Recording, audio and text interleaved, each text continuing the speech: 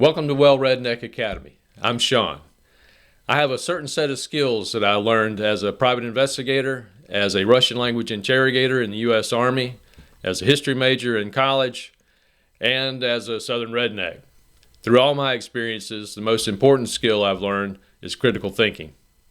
In college, in the Army, and in my practice as a private investigator, I've learned how to gather information from documents and interviews and make some educated judgments about the significance of that information. As a redneck, I've learned to trust people more than I trust technology.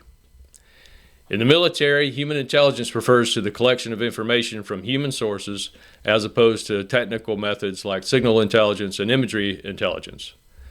I think it's also helpful to contrast human intelligence to artificial intelligence. Just like any other intelligence source, AI is potentially valuable, but it's also potentially unreliable. We can never base our decisions off a single source of information. We need additional independent sources to obtain reliable and actionable intelligence. For us humans, human intelligence is far more reliable than artificial intelligence. Just like artificial intelligence, human intelligence needs to be trained. It's a use it or lose it skill, so we need to keep using it. Printed books like this one are the best tools for training human intelligence. Now, some rednecks will think that this book is the only one worth reading. A well-redneck always keeps their mind open enough to fit one more book. It doesn't have to be a big book. This is the book of the way, and it's only about 81 pages long.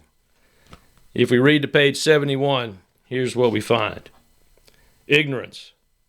To know that there are some things you cannot know is mental health.